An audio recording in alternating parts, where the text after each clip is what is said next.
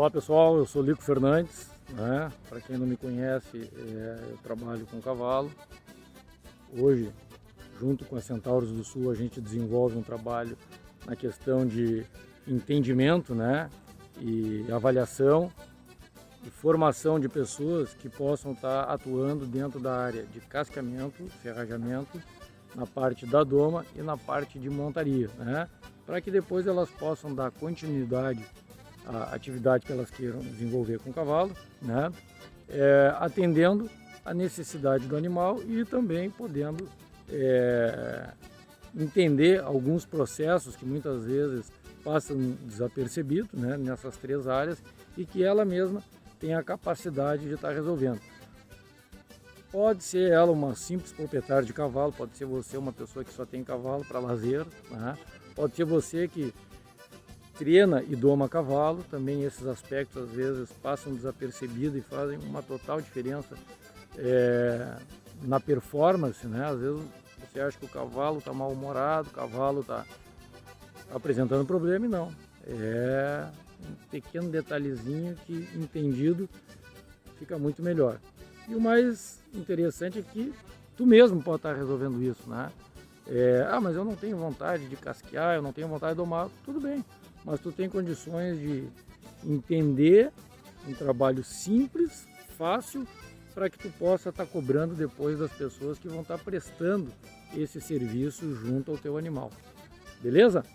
Mas hoje eu gostaria de falar aqui com vocês a questão de casqueamento, né? Ou ferrajamento, mas principalmente a questão de casqueamento, né? Porque a gente entende que essa melhoria que a gente tem que fazer nos animais através de casco, ela primeiro tem que ser através do casco, né? Hoje existe vários recursos, né? Principalmente na questão de ferrajamento, que a gente pode estar usando para estar melhorando alguma deficiência que esse casco possa ter. Mas assim como as pessoas, a gente quer que essa melhoria, que esse conhecimento seja seu e que você possa ter esse conhecimento, essa prática junto com o seu animal. O casco é a mesma coisa, né? Então, quando a gente fala de casqueamento e ferrajamento, a gente quer devolver para o casco uma condição favorável para ele, que ele por si só possa vir fazendo essa melhoria, e depois a ferradura entra como um recurso para não desgastar tanto o casco, né? Não resta dúvida que às vezes esse trabalho de casqueamento e ferrajamento, o casqueamento às vezes só por si só feito, o casco não te dá um recurso para estar alinhando um digital, para estar jogando um joelho para um lado e um para o outro, né? E então a gente usa alguns recursos, né, para estar compensando aquilo que o casco não tem. Mas a gente sempre tenta fazer com que o casco melhore por si só, né? Ele é um organismo vivo. No momento que tu vai criando um ambiente para ele fazer essa melhoria, ele vem vindo por si só. Tá certo que existem alguns fatores que possam estar influenciando nesse desempenho dele ou na falta de desempenho dele, que pode ser tanto da questão genética, da questão nutricional ou da questão do meio ambiente que esse animal se encontra, que pode estar prejudicando ou até muitas vezes facilitando, né, para que isso apresente uma melhora, né? Mas para quem ainda não acompanhou alguns dos nossos vídeos, né, a gente costuma dizer que existe 4 aspectos, né, que devem ser avaliados nesse processo de casqueamento. E eu estou fazendo aqui o videozinho na rua, né, porque tem muito vídeo nosso lá dentro da nossa sala de aula, né? O pessoal às vezes cansa lá da nossa sala de aula, a gente está vindo aqui para a rua, tem a nossa amiga que está pastando aqui a Munai junto com a gente, e assim a gente está fazendo esse bate-papo com vocês, tá legal? Então o que acontece? Primeira coisa que eu gosto de estar observando, né, no casco do cavalo é o sistema de amortecedor natural do casco. Então, para quem não sabe, o cavalo possui um sistema de amortecedor natural, né, que quando funcionando na sua plenitude, ele consegue absorver 30% do impacto que seria recebido no resto do locomotor. Tudo isso, sim, segundo os estudos dos especialistas, tudo isso quando o sistema de amortecedor natural se encontra operante e se encontra um equilíbrio médio, lateral e antero-posterior desse casco, né? Ele está bem conformado, não tem a sua região dos quartos, né? Que são a região lateral ali mais perto da parte traseira do casco, comprimida. Quando não acontece isso, então esse cavalo provavelmente com um bom sistema de amortecedor natural, ele vai absorver 30% do impacto que seria recebido no resto do locomotor. E o que acontece? Geralmente, quando esse animal não possui esse sistema de amortecedor natural, esse animal geralmente é um animalzinho um pouquinho azedo, meio mal-humorado, né? Porque o casco bate muito seco no chão, dependendo do trabalho que ele vai desenvolver e do período que ele vai estar desenvolvendo esse trabalho, isso vai criando um desconforto e geralmente ele não vai gostando. E existe uma maneira da gente estar visualizando isso, né? Se você não entende de casco, não tem ideia do que seja o sistema de locomotor ou não assistiu nenhum vídeo nosso aí que a gente explica, né? Como é que funciona isso aí, a gente olha o casco, como é que está a aparência desse casco por fora. Se você for lá e observar que esse casco está meio rachado, meio quebrado, sem brilho, opaco, provavelmente esse casco não possui quase que certo que esse casco não possui um bom sistema de amortecedor natural e não existe um equilíbrio, né, nas medidas, né, desse casco. E aí isso vai causar um desconforto para o cavalo. A gente observa que algumas pessoas que vêm fazer o curso com a gente, né, o curso básico de ferrajamento, eles aprendem a trabalhar esse sistema de amortecedor, vão para casa, eles acabam relatando que eles têm animais lá, ou conhecem animais de amigos que apresentam o casco dessa maneira, e eles vão lá, começam a trabalhar o sistema de amortecedor natural do casco e esse casco muda, né? Então, não é só eu que observei isso nesses meus mais de 20 anos aí, casqueando cavalo e ferrando. As pessoas que aprendem com a gente depois, né, através do WhatsApp, ou até mesmo pessoalmente, vem e relata pra gente, nossa, impressionante, cara, mudou a saúde do casco. O casco é outro casco, o casco está muito mais bonito e depois sem usar nada, sem usar nenhum artifício nutricional, sem usar nenhum produto tópico, né, nenhuma pomada, nem nada, para tá fazendo isso aí. E um parênteses que eu abro para vocês aqui, vocês têm que ter cuidado com todo produto à base de petróleo, né? Então, gasolina, óleo diesel. Isso aí ele pode matar num primeiro momento algum fungo, alguma bactéria, mas ele retira toda a hidratação do casco, né? E depois, às vezes, o casco começa a ficar rachado, quebradiço, seco. Às vezes pode ser por causa do acúmulo desses produtos, tá?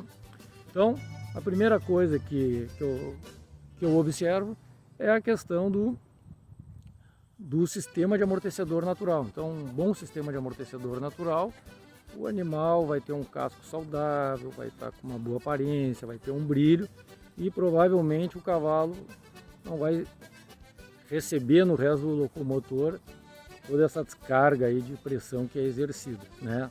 Tanto na locomoção quanto na atividade de alguma atividade, certo? Segundo aspecto que eu gostaria de ver com vocês, né, é a questão do ângulo do casco do cavalo. E a gente tem bastante material aí, né, divulgado nisso aí, nesse tema, né, aí na nossa plataforma. O que acontece? O cavalo possui um ângulo de escápula, né? Então, se a gente for pegar lá a escápula do cavalo, ou pegar a paleta dele, né? Ela possui uma angulação. O cavalo nasce com esse ângulo de escápula, né? E aí o que acontece? Através de estudos, né? O que o pessoal começou a observar? Que geralmente, na grande maioria das vezes, quando o ângulo do casco não coincide com o ângulo da paleta, geralmente aqueles 3 ossos que existem lá, né, que a gente não enxerga ali, que fica entre o casco e a região da quartela, entre o boleto e o casco lá, que são as falanges, né, que mal comparando é essa articulação nossa aqui do dedo. Então, quando esses 3 ossos, quando o ângulo, né, do casco não coincide com o ângulo da palheta, né, entendendo que às vezes as pessoas se confundem, o ângulo do casco ele pode variar. A mesma coisa, pode ser em função da genética, pode ser em função do manejo, né, da pessoa. E então esse ângulo, ele quando não coincide com o ângulo da palheta, esses ossos trabalham desalinhados. Então já o desalinhamento desse sistema digital causa um desconforto para o cavalo. E quando é muito grande, né, a diferença entre esses ângulos, né, do casco e da palheta, isso acaba comprometendo, né, outros segmentos do locomotor do cavalo. Um deles é a questão do tendão, né? Então, principalmente quando o cavalo, o que é mais comum a gente ver os animais com um achinelamento, né, que é a parte de trás do casco, que a gente chama de talão escorrido, ou muito pequeno, então a gente chama comumente do cavalo achinelado. Então, esse tendão que vai por trás, ele acaba espichando e comprimendo um ossinho chamado navicular.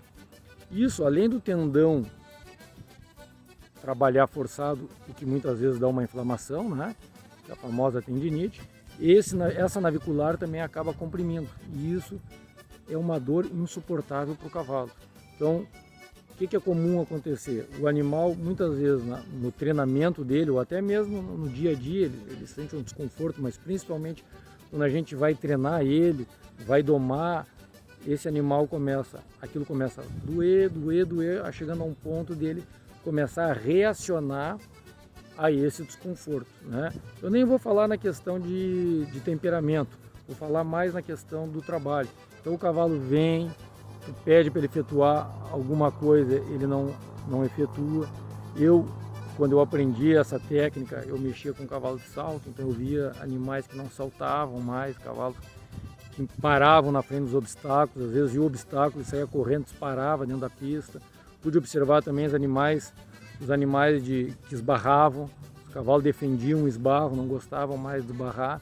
E na maioria, ou se não, pelo menos das vezes que eu lidei, 100% das vezes, era o problema desse talão escorrido, né? O ângulo menor do que o ângulo da palheta, né? E no momento que tu consegue alinhar esse digital, esse cavalo já apresenta uma melhora significativa. Tem animais que ficam irreconhecíveis, né? Parece que é um antes e outro depois. Mas o que a gente fez? Tu simplesmente devolveu para esse animal um conforto, né? Tu devolveu um conforto para ele parou de sentir dor e, consequentemente, ele consegue prestar mais atenção naquilo que tu está querendo, né? E colocar em prática. Se tu também fizer isso de forma clara, né? E aí vai da tua maneira de treinar, eu estou pressupondo que tu faz isso de uma maneira que o animal entenda, né? Então a questão de angulação é isso aí. Também tem a questão do voo do casco, né? Que está associado muito a essa questão do ângulo do casco, que são aqueles animais que têm atraso de voo ou adiantamento de voo, né? O que é voo? Voo é o momento que o casco sai do chão, se projeta no ar e cai novamente no chão, né? Então ainda a gente tem um atraso, um adiantamento do voo em função do ângulo, se ele está com um ângulo superior ao ângulo da palheta ou um ângulo inferior ao ângulo da palheta, né? Também ainda na questão de angulação, né? A gente às vezes encontra alguns animais com um ângulo alto, né? O ângulo da palheta e o outro lado com um ângulo inferior. Então isso dá uma diferença a nível de garupa ou a nível de palheta, e isso perde um pouco a simetria do animal, acaba forçando demais um lado do que o outro, às vezes o animal sentindo um lado mais do que o outro, né? Na execução das manobras deles, ele também vai ter uma perda de rendimento em função disso, e consequentemente até o próprio cavaleiro ou amazona também tem um desconforto, né, em função dessa diferença de angulação, né? Então, a nível de angulação, assim, poderíamos falar isso aqui só para ter uma ideia geral, né, de alguns problemas comuns, né, que a gente encontra a nível de angulação de casco, né? Outro aspecto que é interessante a gente tá avaliando, né, é a questão, já falei de dois, né, só para nós não nos perdermos aqui no raciocínio. Primeiro eu falei de sistema de amortecedor natural, o segundo, o alinhamento do sistema digital, mais comumente chamado de angulação, né, ângulo do casco. E lembrando, pessoal, já falei lá no início, mas vou repetir, estamos falando só em casco, não estamos falando em fixação da ferradura, nem usando o recurso da ferradura para estar melhorando isso, né? Eu estou querendo melhorar esse casco e melhorar a mecânica desse animal, né? Fazer a geometria e o balanceamento dele para que ele possa andar de forma confortável e com uma boa performance naquilo que eu vou estar propondo para ele, tá? Então, vamos para o terceiro aspecto aí que eu gosto de estar avaliando, né, no casqueamento do animal, que é a abertura e fechamento de pinça, ou aquele casco aberto ou fechado, né? Então, esse animal que não tem uma boa projeção, né, dos seus locomotores para frente, isso pode estar associado, né, essa mão e esse pé fechado, né? Então existem animais, né, que eles atiram a mão para fora e depois para dentro, e consequentemente o oposto, para dentro e para fora. Então isso dá um desequilíbrio nesse animal. A gente, quando está andando nesse animal em linha reta, a gente sente que esse animal tem um balanço, né? E esse balanço pode ser em virtude disso. Por quê? A gente tem que buscar, né, os seus locomotores se projetando para frente, né, para tendo um bom ganho de rendimento, né, e consequentemente junto com isso vai ter uma boa simetria no seu deslocamento, e se nós falarmos ainda de treinamento de cavalo, né, para preparação para qualquer modalidade, isso influencia e muito, né? E o que é muito comum a gente observar, né, e eu observei muito isso nesse período, ministrando cursos e treinando animais, mas principalmente ministrando cursos pelo Brasil. No momento que eu apresentava essa situação, algumas pessoas começavam a pensar, principalmente alguns treinadores de cavalo, e depois me procuravam depois no intervalo para falar comigo. O que acontece? Alguns animais, quando tu pede ele para galopar ou para ele fazer uma curva, geralmente pessoas que trabalham com alguma modalidade esportiva que o animal necessita vir e fazer uma curva forte, geralmente animais que possuem, né, na grande maioria os posteriores, né, fechados ou abertos, eles acabam reacionando, né? Eles geralmente defendem esse posterior, atiram o cavaleiro ou a amazona para fora da sela e brigam durante a execução da manobra, né? E aí geralmente o treinador vai perdendo a paciência, e acaba reprimindo o cavalo com o chicote. Aí o cavalo já entende que no momento que ele fizer aquilo, o cavaleiro ou a amazona vai perder a paciência, vai bater, e ele acaba aumentando mais essa reação. E esse problema às vezes é muito simples de tu resolver, tu pode estar resolvendo ele simplesmente num casqueamento, né? E ir colocando aquilo para o lugar.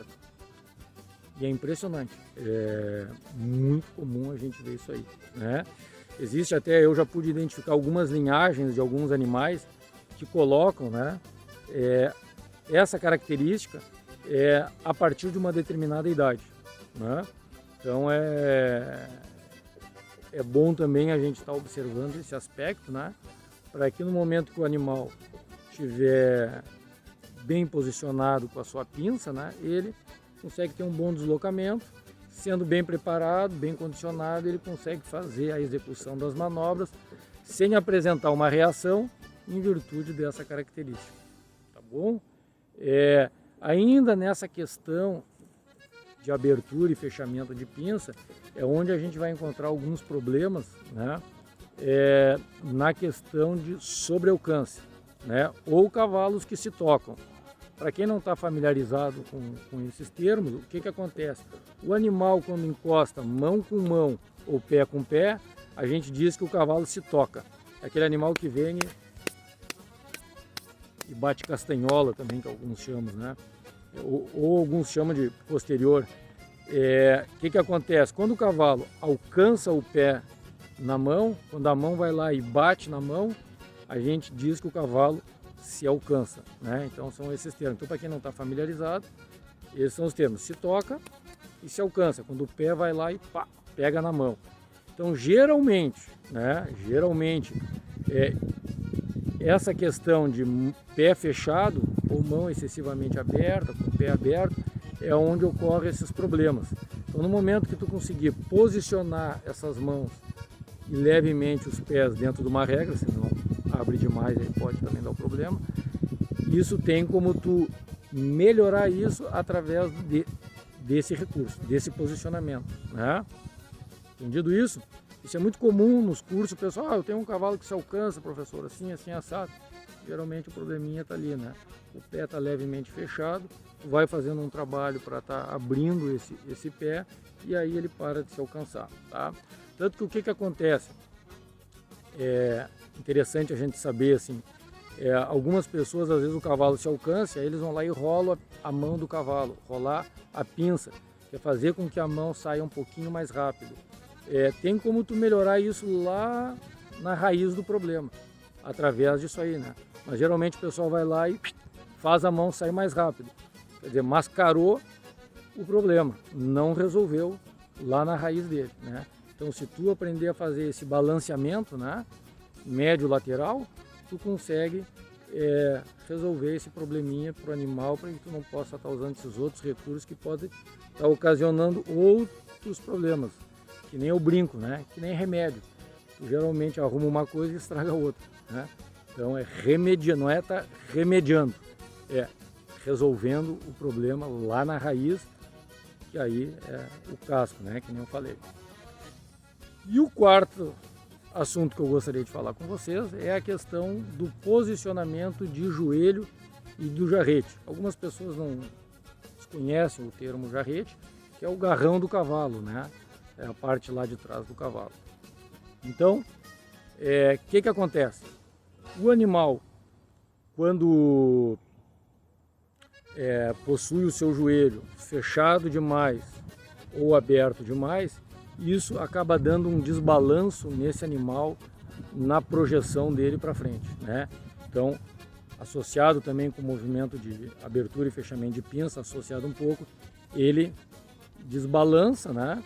Então não é um animal equilibrado na sua movimentação, né?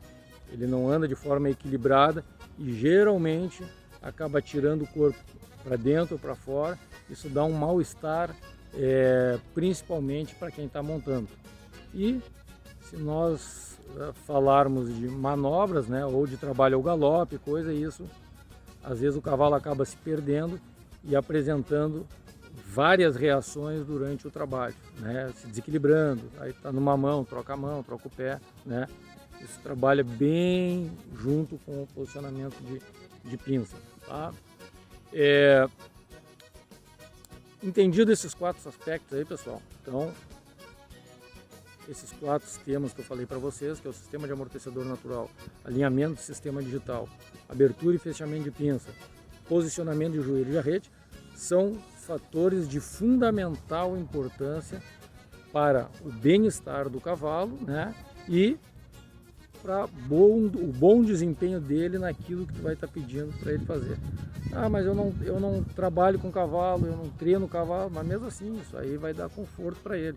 O cavalo que está com esses 4 aspectos legais, vocês atenderam a condição anatômica ideal desse cavalo e consequentemente esse cavalo vai estar confortável, não vai sentir desconforto. E se tu for pedir para ele fazer alguma coisa, se tu for domar ele, se tu for cavalgar, se tu for treinar para salto, para freio de ouro, para rédea, para tambor, para adestramento, seja lá o que for, esse cavalo vai ter um melhor desempenho, ou assim dizendo, esses fatores não vão atrapalhar o desempenho dele, porque aí daqui a pouco o cara não treina, não doma direito, não, mas tu disse que ia andar bem, não. Esses fatores provavelmente não vão atrapalhar o bom desempenho dele naquilo que tu vai estar pedindo para ele. Tá bom, pessoal? Então, a ideia hoje aí era nós trocar esse conhecimento aí. A gente tem outros materiais aí na internet falando de forma mais específica sobre isso aí. Eu estou lá rascunhando no quadro, desenhando para o pessoal poder visualizar, tá bom? Qualquer dúvida aí também podem perguntar para a gente está à disposição aí para estar respondendo aí para vocês. E até o próximo vídeo aí.